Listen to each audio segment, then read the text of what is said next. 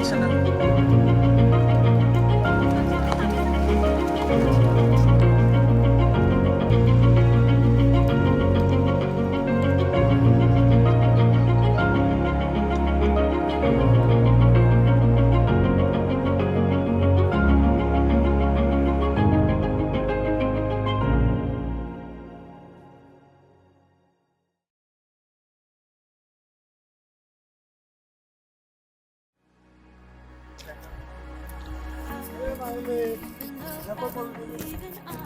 আমরা এখন চলে এসেছি মাথেরান।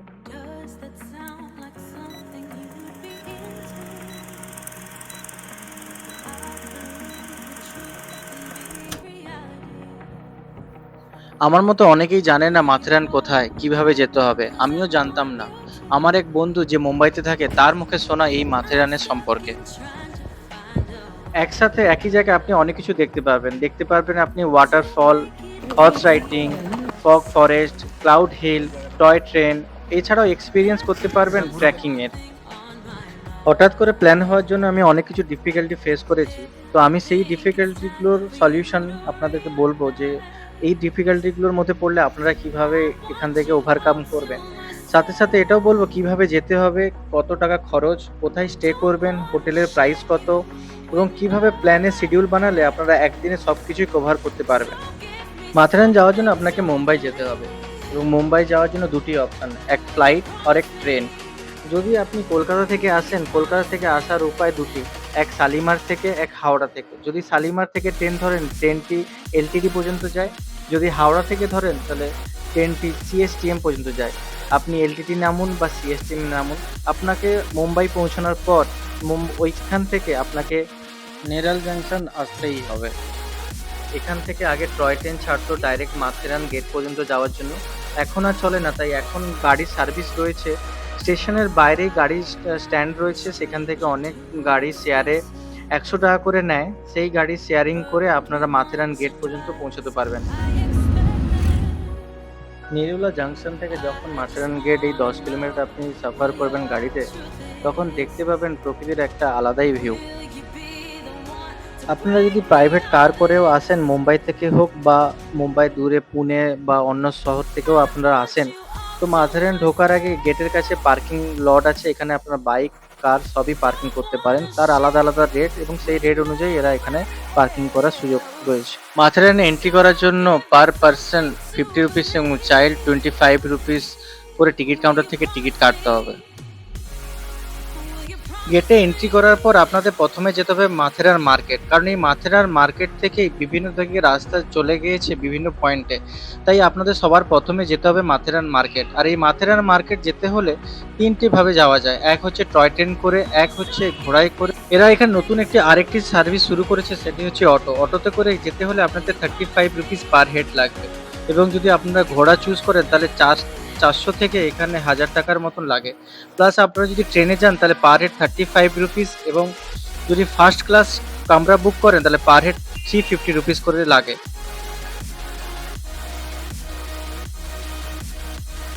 মাথেরান মার্কেট যাওয়ার জন্য আপনাদের যদি টয় ট্রেন চুজ করেন তাহলে অমরনাথ লজ এই স্টেশনে আসতে হবে। এখান থেকে পার ঘন্টায় একটি করে টয় ট্রেন মাথেরান মার্কেট পর্যন্ত যায়।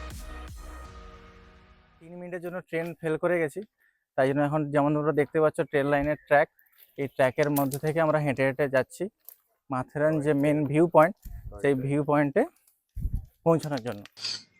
আমার এখানে একটা সাজেশন আছে, যদি আপনারা মাথেরান মার্কেট যান টয় ট্রেনে, তো যাওয়ার সময় না করে আসার সময় চুজ করুন। যাওয়ার সময় আপনারা এই ট্র্যাক হয়ে হেঁটে হেঁটে যান, তাহলে প্রকৃতির যে ভিউ সেটা আপনারা যাওয়ার সময় পাবেন, এবং এনার্জি তখন 100% থাকে, তাই অতটা কষ্ট মনে হবে না। কিন্তু আসার সময় আপনারা টয় ট্রেন করেই আসুন, তাহলে দুটোই আপনারা এনজয় করতে পারবেন।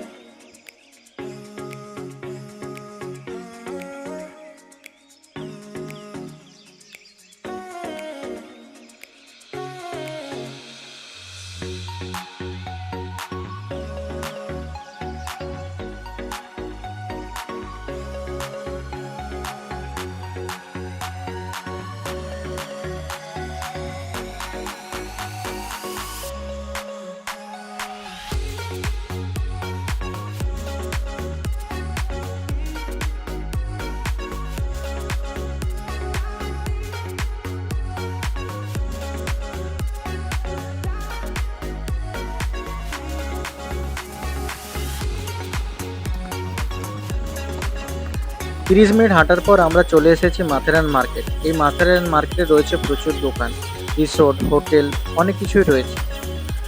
সাথে রয়েছে এখানে বহু ধরনের হোটেল এবং খাওয়ার দোকান। তাই ট্যুর শুরু করার আগেই আমরা এখানে ব্রেকফাস্ট করে নিয়েছিলাম। তা আমারও সাজেশন থাকবে, আপনারা এই মাথেরান মার্কেট থেকেই তো শুরু হচ্ছে বিভিন্ন পয়েন্ট যাওয়ার রাস্তা। তো ট্যুর শুরু করার আগে এখানে আপনারা সকালে ব্রেকফাস্ট করে নেবেন। প্লাস কিছু কিছু অ্যাসেসরিজ যেটা খুব নিডস সেগুলো এখান থেকে কিনে নিতে পারেন। যেমন আপনারা জলের বোতল কিনে নিতে পারেন। পারেন আপনারা কিনতে ট্রান্সপারেন্ট রেনকোট, কারণ হঠাৎ হঠাৎ এখানে বৃষ্টি শুরু হয়। যে বৃষ্টির থেকে বাঁচার জন্য এখানে রেনকোট পাওয়া যায়, তাই আপনারা রেনকোট কিনে নিতে পারেন।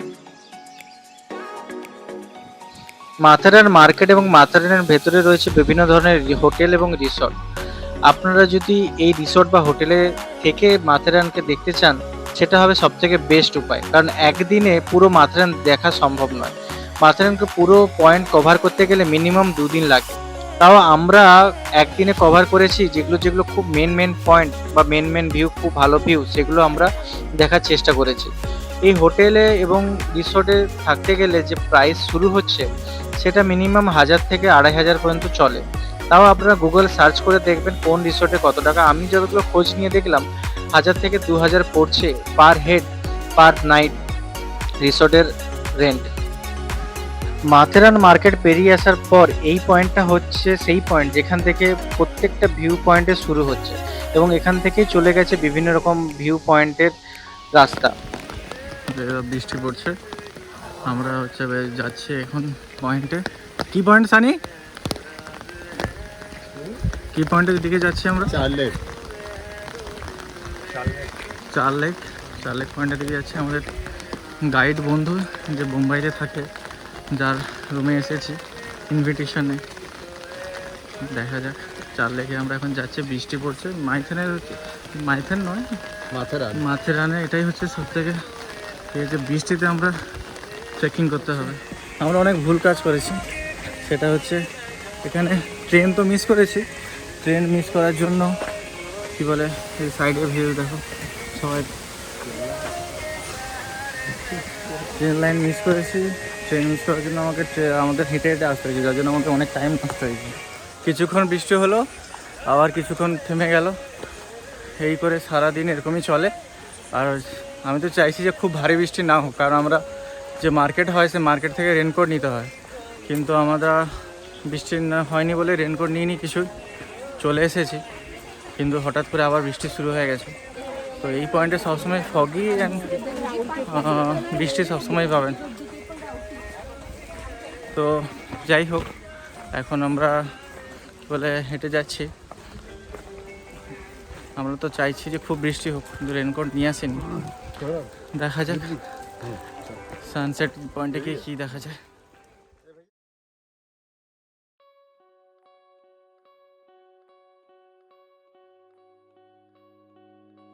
Still as a breeze, the river flowing deep. Don't wanna leave the air you breathe. Living me dreams when I think of you and me. Don't wanna leave. পাহাড়ের পুরো মেঘ যেন এসে পড়ছে মনে হচ্ছে, যেন ওখানটায় দেখলে মনে হচ্ছে যেন পুরো মেঘের সাথে পাহাড়ের কানেকশন হয়েছে। পুরো মেঘ এসে পড়ছে মনে হচ্ছে, কতটা উঁচুতে। এখন তো আমার মনে হচ্ছে যে কান টান সব ব্লক হয়ে গেছে, এতটাই আমরা উঁচু। দেখতে পাবেন পুরো এই পয়েন্টটাতে একটা পাহাড় উপরে থেকে উঠেছে। এটা সবাই এখানে বলে কি মন্দির, জানি না।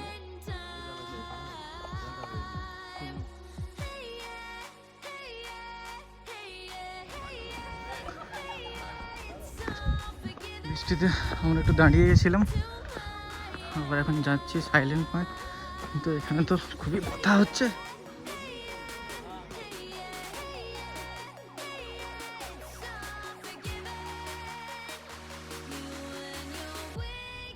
এটা দেখে আমি বাইরে বেরিয়ে এসেছি, রেস্ট্রিকশন আছে বেরোনো, তো আমাদের সব রেস্ট্রিকশন মানতে পারি না, তাই বেরিয়ে চলে এসেছি বাইরে এটা দেখানোর জন্য।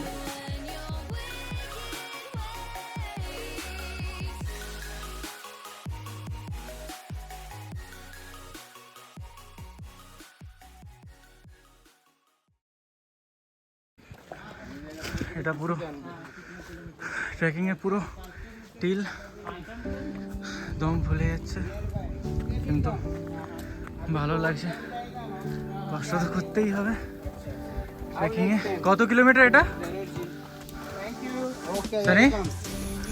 কত কিলোমিটার উপরে চড়তে হবে?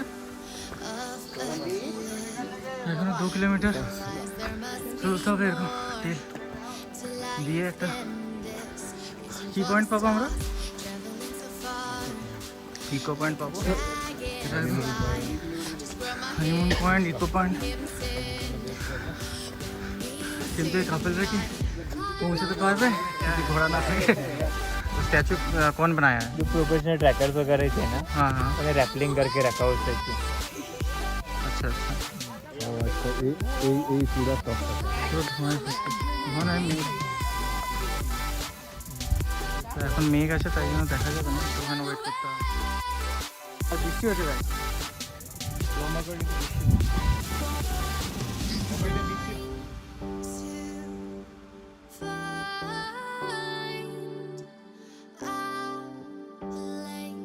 place in this world.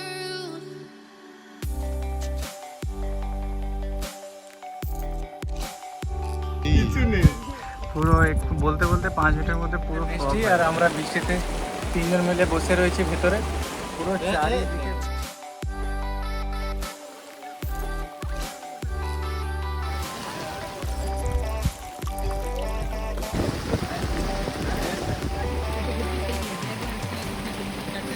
ভাইয়া এইখান থেকে আমরা নিচে নামলাম, যে মোটামুটি একটা রোড পেয়েছি। হ্যাঁ, রেনকোট পাওয়া যাচ্ছে তো নিয়ে নে। এখানে রেনকোটও পাওয়া যায় 100 रुपये में, प्लास्टिक ट्रांसपेरेंट रेनकोट, যেটা সবাই পরে।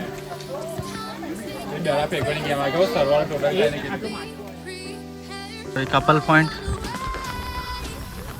পয়েন্টে সেরকম কিছুই নেই। প্রত্যেকটা আমার যেটা মনে হলো যে প্রত্যেকটা জায়গাতে সেম, শুধু ভিউ একটু different. Reaching for the stars, traveling so far, like a dragonfly. এই পয়েন্টটা হচ্ছে ইকো পয়েন্ট। দুদিকে পাহাড় থাকার কারণে এইখানে মাঝখানে যদি আমরা লাউডলি কিছু বলতে থাকি তাহলে ইকো হয়ে আসে, তাই জন্য এই পয়েন্টে ইকো পয়েন্ট বলে। এটাও খুব সুন্দর। আপনারা ইকো পয়েন্টের মানে তো জানেনই কিভাবে কি করতে হয়।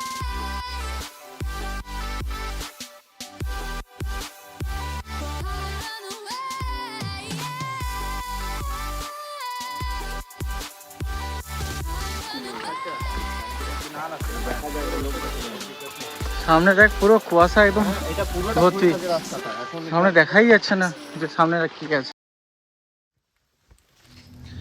আমার সাজেশন যে সব থেকে বেস্ট ভিউ হচ্ছে লুসি পয়েন্ট, তাই কোথাও যদি যেতে পারেন না পারেন ফার্স্ট লুসি পয়েন্টটা আপনারা অবশ্যই দেখবেন। আর যারা ট্রেকিং করছে সবার লাস্টের লুসি পয়েন্টটা দেখবে। লুসি পয়েন্টটা দেখার পর আর কোথাও যেতে ইচ্ছে হবে না, অনেকক্ষণ এখানে বসতে ইচ্ছে হবে, তাই সবার শেষে রাখবেন লুসি পয়েন্ট। সাথে সাথে দেখে নেওয়া যাক সারাদিনে আপনারা কীভাবে ট্যুর প্ল্যান করবেন। টোটাল 8টা থেকে 9টা পয়েন্ট আপনারা সারাদিন কভার করতে পারবেন। আমরা একটু দেরি করে এসেছি তাই আমাদের 9টা পয়েন্ট কভার করা হয়নি বা পারিনি। আপনারা যদি সকাল সকাল চলে আসেন মাথেরান 7টা 8টা নাগাদ, তাহলে আপনারা মোটামুটি 9টা থেকে 10টা পয়েন্ট কভার করতে পারবেন। সানসেট পয়েন্ট আমাদের মিসিং হয়ে গেছে, আরও কিছু পয়েন্ট রয়েছে যেগুলো আমরা দেখতে পারিনি, সেগুলো আমি পরে আরেকটি ব্লগ বানিয়ে আপনাদের সামনে তুলে ধরার চেষ্টা করব।